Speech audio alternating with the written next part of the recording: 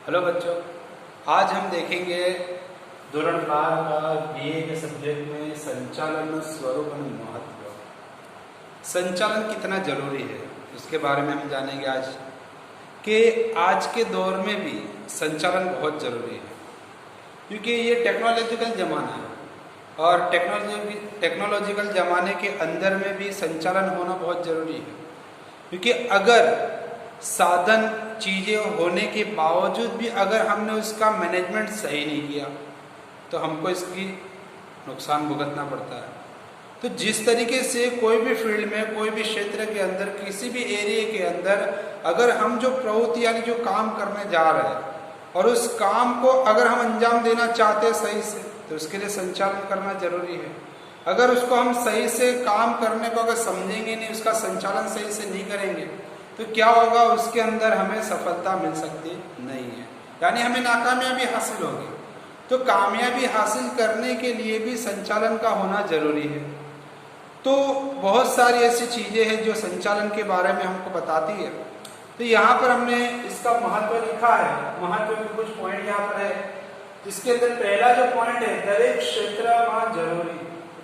दूसरा पॉइंट है साधनों इष्टतम उपयोग। तीसरा पॉइंट है ध्येय सिद्धि। चौथा पॉइंट है धंधानी सफलता माटे उपयोगी। पांचवा पॉइंट है रोजगार की तकों में वधारो। छठा पॉइंट है नफा में वृद्धि। सातवां पॉइंट है सामाजिक लाभ और आठवां पॉइंट है राष्ट्रीय हेतु। तो हम अब देखेंगे, इसको बारी बारी करके समझेंगे।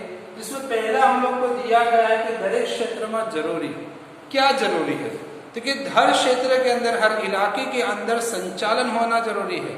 अब क्षेत्र कौन सा, देखो संचालन सिर्फ ऐसा ही नहीं कि कंपनी में होता है। संचालन करने के लिए कोई मुकर्रर जगह नहीं होती।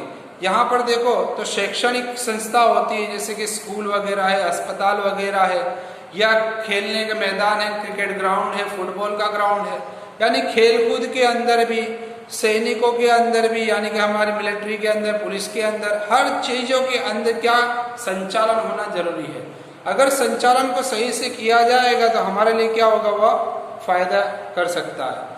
तो यहाँ पर हम लोग को कहा गया है कि दरेक क्षेत्र यानी कि जितने भी इलाके हैं, खेलकूद का मैदान हो, पढ़ाई का मैदान हो, या लड़ाई का मैदान हो, या फिर डॉक्टरी सारवार हो, हर चीज के अंदर हम लोग को क्या होगा भाई, राज्य के एतबार से भी दरेक क्षेत्र के अंदर जरूरी क्या है, संचालन यानी मैनेजमेंट। कि जितना इसको ध्यान से समझकर अगर हम इसको करेंगे तो उतना ही फायदा हमको होगा। इसका दूसरा पॉइंट हम लोगों को था कि साधन और इष्टतम। इष्टतम का माना होता है कि साधन जो यानी कि जो हमारे पास चीजें हैं, उस चीजों को हम सही मात्रा में इस्तेमाल करें, यानी उसकी जितनी जरूरत है उतना ही इस्तेमाल उसको करें, और उसकी जरूरत नहीं है तो हम उसको इस्तेमाल ना करें बल्कि उसको बचाएं, ताकि आगे आने वाले वक्त के अंदर वो हमको काम आ सके। तो यहाँ पर बताया गया कि जिस तरीके से हमारे पास जो साधन है, तो साधन कौन से, जैसे कि हम लोग को बताया गया जमीन, मूंडी यानी पैसा, कच्चा माल, और कर्मचारी और यंत्र। अब कर्मचारी कैसे, वो भी मैं बताता हूँ आपको। सबसे पहली चीज हम लेंगे जमीन। अब हमारे पास एक जमीन का टुकड़ा है।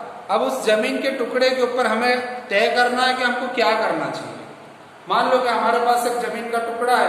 अब उस जमीन के ऊपर हमको फसल लगानी है, कारोबार करना है, घर बनाना है, दुकान लगानी है, या ऐसे ही छोड़ देना है। ये हमारे ऊपर तय रहता है कि हमको उसके ऊपर कौन सी मेहनत करनी है, यानी कौन सा आयोजन उसके ऊपर करना है हमको। दूसरी चीज हम लोग को बताए मूडी, यानी कि हमारे पास जो पैसा होता है, मूडी यानी पैसा।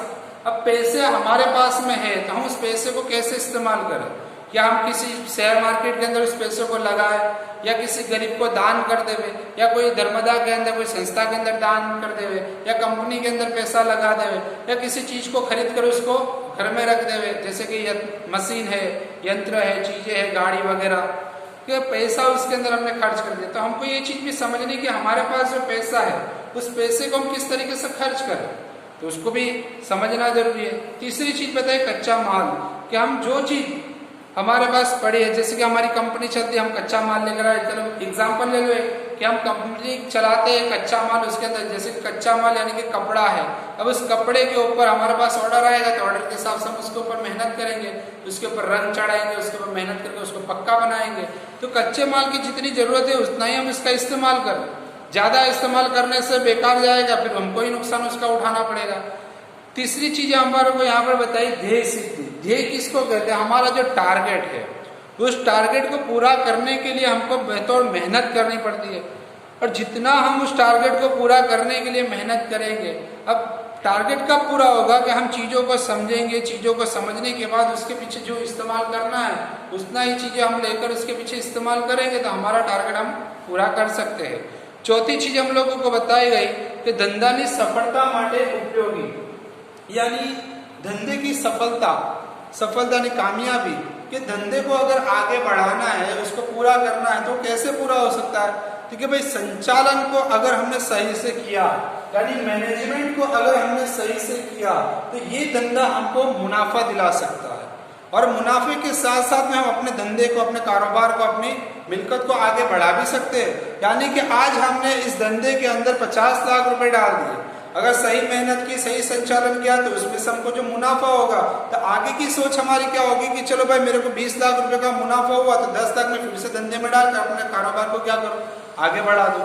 यानी जब संचालन सही होता है तो कारोबार भी आहिस्ता आहिस्ता करके क्या होता है, बढ़ता जाता है।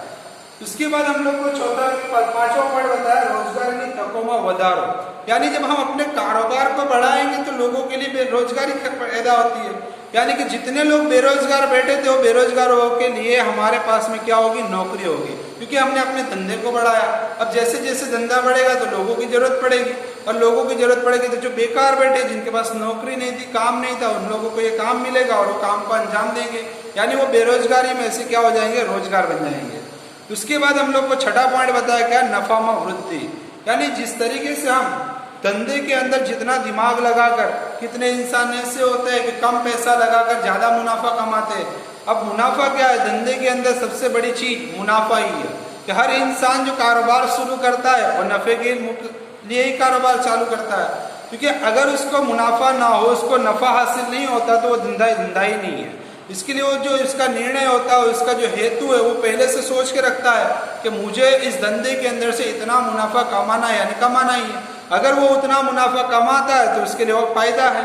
उसके बाद बताया हमारे को सामाजिक जवाबदारी, यानी कि समाज के लिए लाभ, सामाजिक लाभ यानी समाज के लिए लाभ। अगर हमारा कारोबार बढ़ता है तो उस कारोबार के अंदर हम क्या सोचेंगे कि हम अपने समाज को भी देखते हैं, तो समाज के अंदर जो पछात वर्ग है, यानी कि हमारा जो समाज पीछे पड़ा हुआ है, उस समाज को हम आगे लाने की मेहनत करेंगे, समाज के अंदर अपना एक नाम बढ़ाने की कोशिश करेंगे, जिसकी वजह से हमारे समाज के अंदर हमारा नाम भी होगा और समाज की रेपुटेशन यानी कि इज्जत भी बढ़ जाएगी, जिसकी वजह से हम समाज को भी फायदा पहुंचा सकते हैं। उसके बाद हम लोग को आखिरी पॉइंट बताया क्या, राष्ट्रीय हेतु, यानी कि हम जिस काम को अंजाम दे रहे हैं और उसका आयोजन अगर हमने सही किया है तो हमारे लिए ये एक आर्थिक प्रवृत्ति थी, हमारे लिए एक मुनाफे की प्रवृत्ति थी, काम था ये, लेकिन हम लोग उस काम के वजह से क्या करेंगे, समाज के अंदर रहने वालों को भी हम फायदा पहुंचा सकते हैं। उसी साथ साथ में हम भारत देश के साथ साथ में अलग अलग राष्ट्रों के अंदर हमारी डिमांड बढ़ जाएगी, तो उस राष्ट्र के अंदर भी आवक का इजाफा होगा, जिसकी वजह से हर कोई इससे प्रभावित होगा, हर कोई इसके अंदर अपने आप को डालेगा और वो इस चीज का इस्तेमाल करेगा। और जैसे जैसे हम लोगों का इस्तेमाल करना बढ़ जाएगा तो क्या होगा, हमारा उत्पादन प्रक्रिया यानी कि हमारी पैदावार भी बढ़ जाएगी, जिसकी वजह से पैदावार बढ़ने से हमारे साधनों का किस तरीके से हमको इस्तेमाल करना है, वो तमाम चीजें हमारे लिए क्या हो जाएगी, मुनाफे का सबब बन जाती है। जिसकी वजह से क्या बताया कि जितना सही संचालन किया होगा उतना ही मुनाफा हमारे पास है। अगर संचालन के अंदर अगर थोड़ी भी गलती या कोताही हमने कर ली तो क्या होगा कि उस संचालन के अंदर हमको जो सफलता मिलने वाली होती है, जो कामयाबी मिलने वाली होती है, वो कामयाबी हमको नहीं मिल पाती। और कामयाबी मिलने की वजह भी यही है कि हमारे पास जो मौजूदा चीजें हैं, सामान है, उसका हम सही से इस्तेमाल करें और लोगों को इसके बारे में सही समझावे, ताकि लोग इसको जाने पहचाने, इसका इस्तेमाल बढ़ा, ताकि हमारे मुनाफे को बढ़ा सकते हैं। इस तरीके से यहाँ पर बताया गया कि संचालन का जो महत्व था, जो जरूरियात थी, उस जरूरियात जरूरियात के जरिए से हम लोगों की जरूरियात को पूरा कर सकते हैं और जरूरियात के हिसाब से हम अपना मुनाफा भी कमा सकते हैं।